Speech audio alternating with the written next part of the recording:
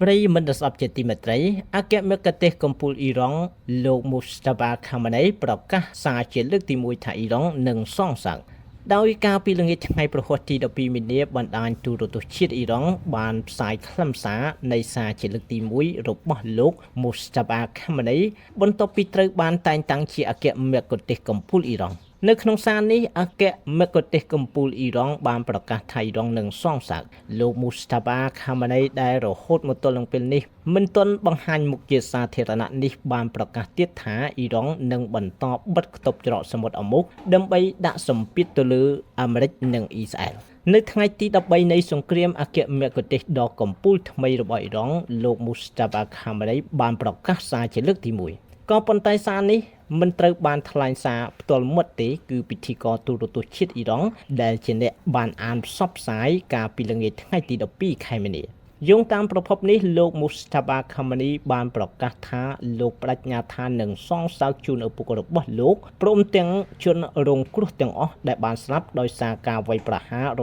បស់សហរដ្ឋអាមេរិកនិងអ៊ីស្រាអែលមេដឹកនាំថ្មីរបបអ៊ីស្លាមផ្ដាច់ការអ៊ីរ៉ង់បានថ្លែងអរគុណផងដែរចំពោះខ្សែបណ្ដាញតស៊ូនៅយេម៉ែននៅលីបង់និងនៅអ៊ីរ៉ាក់ដែលបានចូលរួបរวมជួយសាមគ្គីជាមួយអ៊ីរ៉ង់ដោយបានបើកប្រតិបត្តិការសងសើចទៅលើសត្រូវបន្ថែមពីនេះទៀតលោកមូស្តាបាខាម៉ានីបានប្រកាសថាច្រកសមុទ្រអ៊ូមុសនឹងត្រូវបានបិទគប់ជានិច្ចដើម្បីដាក់សម្ពាធទៅលើអាមេរិកនិងអ៊ីស្រាអែលសូមបញ្ជាក់ដែរថាការបិទគប់ច្រកសមុទ្រអ៊ូមុសកំពុងតែធ្វើឲ្យពិភពលោកមានការភ័យបារម្ភព្រោះច្រកនេះគឺជាផ្លូវឆ្លងកាត់នៃនាវាដឹកប្រេងនិងឧស្ម័នចេញពីតំបន់ដើមបូព៌ាផ្អែកតាមទីភ្នាក់ងារថាមពលអន្តរជាតិគិតមកត្រឹមពេលនេះការបិទគប់ច្រកអ៊ូមុសបានធ្វើឲ្យទំហំស្តុកប្រេងឆៅរបស់ពិភពលោកបានធ្លាក់ចុះចំនួន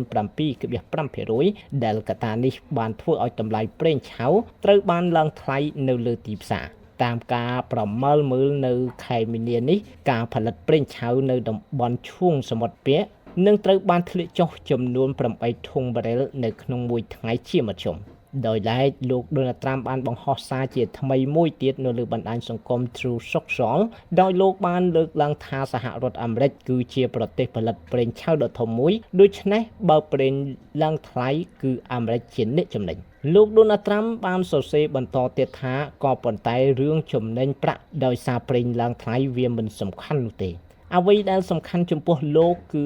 ភាពចាំបាច់នៃការបញ្ឈប់របបអ៊ីរ៉ង់ដែលលោកហៅថាអាណាចក្របិសាចមិនឲ្យរបបនេះមានអាវុធនុយក្លេអ៊ែរគួរកត់សម្គាល់ថាគិតចាប់តាំងពីថ្ងៃត្រូវបានតែងតាំងមកទល់នឹងពេលនេះអគ្គមគ្គុទេសកំពូលថ្មីរបស់អ៊ីរ៉ង់លោកមូស្តាបាខាម៉ានីមិនទាន់បង្ហាញមុខជាសាធារណៈនោះឡើយគ្មាននរណាម្នាក់ដឹងថាមេដឹកនាំវ័យ